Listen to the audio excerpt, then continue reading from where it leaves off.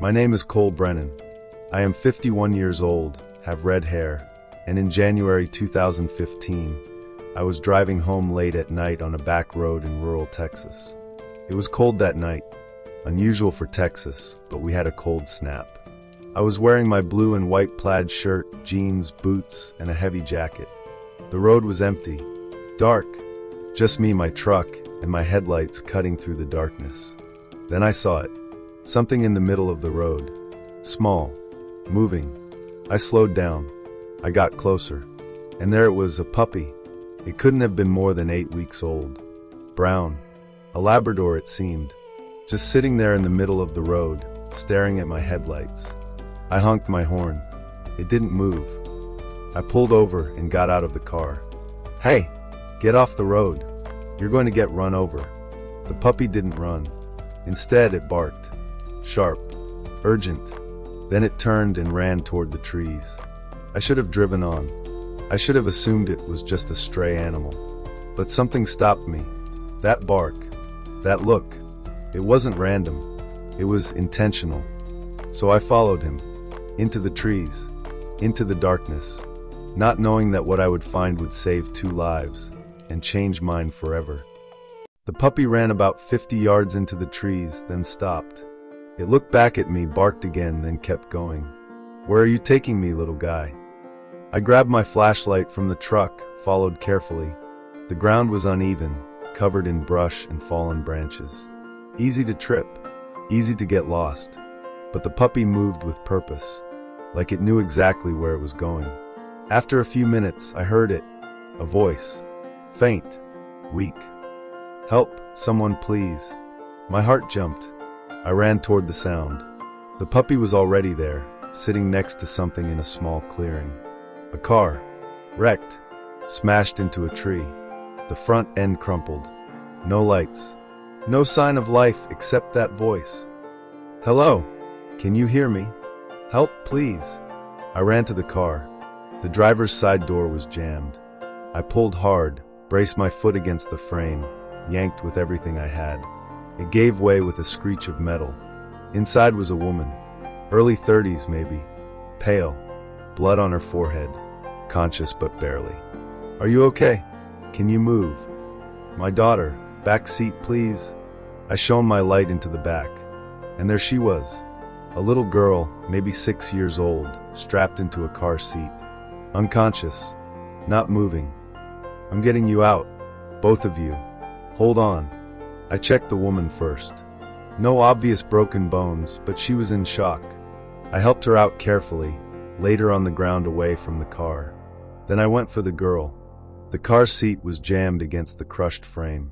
I had to cut the straps with my pocket knife, ease her out inch by inch. She was breathing, shallow but steady. I carried her out, laid her next to her mother. The puppy sat between them, watching, protecting. I called 911. I'm on County Road 47, about 3 miles past the junction. Car accident. 2 victims, woman and a child. I need an ambulance. Now.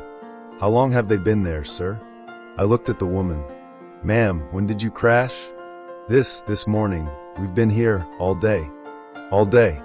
In January. In the cold. They'd been here for over 12 hours.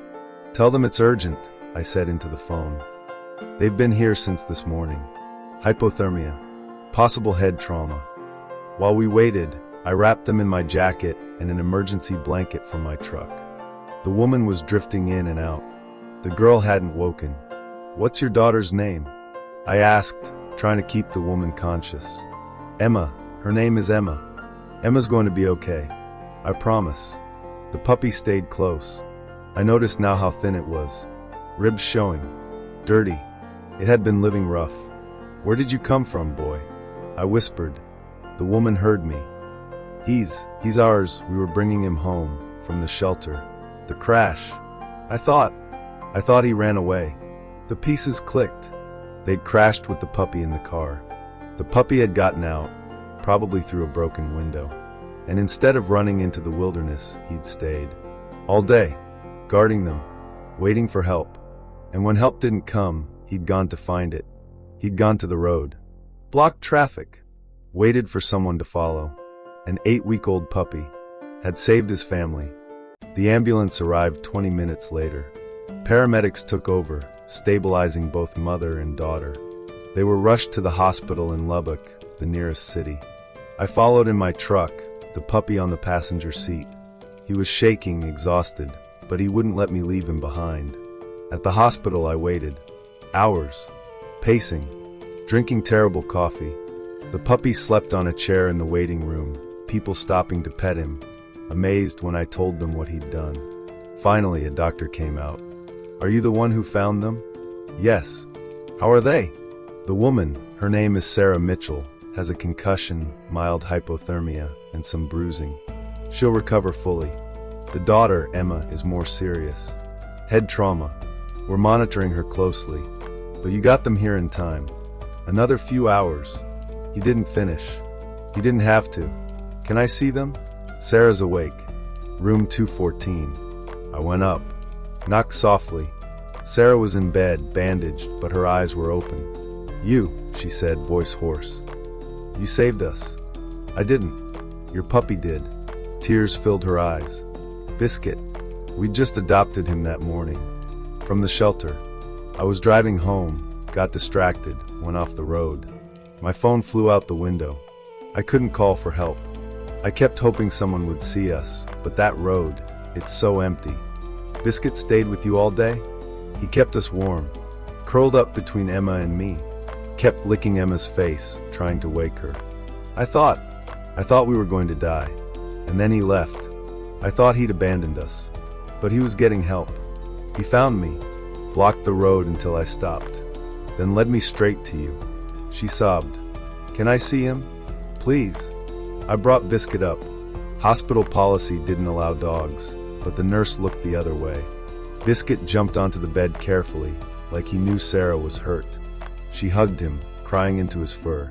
"Thank you, baby. Thank you." 2 days later, Emma woke up. Groggy, confused, but alive. The doctors said it was a miracle.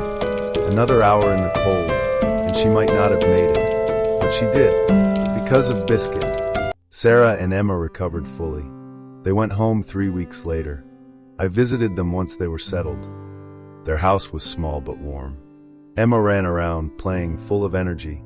You'd never know she'd been through trauma. "She asks about you," Sarah said. "The man who found us. She calls you the cowboy." I laughed. "I'm a farmer, not a cowboy. But close enough." Emma came over shy. "Thank you for saving me and Mommy." "I didn't save you, sweetheart. Biscuit did." She looked at the puppy, now bigger, healthier, sleeping on a dog bed in the corner. "Biscuit's a hero." "Yes, he is." Sarah told me the full story later. She'd been going through a divorce. Difficult. Messy. She'd adopted Biscuit as a companion for Emma, to give her something positive during the hard time. We'd had him for 2 hours when the crash happened. 2 hours. And he stayed. Didn't run. Didn't abandon us. An 8-week-old puppy. "Dogs know," I said. "They just know." I stayed in touch with Sarah and Emma. They became friends. Sarah invited me to Emma's birthday party, to Thanksgiving dinner, to Christmas. And every time I visited, Biscuit greeted me like I was family. Tail wagging, tongue out, happy. People ask me sometimes if I regret stopping that night. If I wish I'd just driven past, let someone else deal with it. I tell them, stopping that night was the best decision I ever made. Not because I'm a hero. I'm not. But because I listened. To a puppy who refused to let 2 people die alone in the cold. Biscuit is 7 now. Still living with Sarah and Emma. Still their protector. Their family. The local news did a story on him. Hero puppy saves family. It went viral. People sent gifts, donations, letters. But for Biscuit, none of that mattered. He wasn't trying to be a hero. He was just trying to save his family. That's what dogs do. They don't think about risk. They don't calculate odds. They just act. They see someone in need, and they help. An 8-week-old puppy blocked a road in the middle of the night. Most people would have driven around him. But I didn't. I stopped. I followed. And because of that, 2 lives were saved. Sometimes I think about what would have happened if I'd been 5 minutes earlier or later, if Biscuit had given up, if I'd ignored him. But I didn't, and he didn't.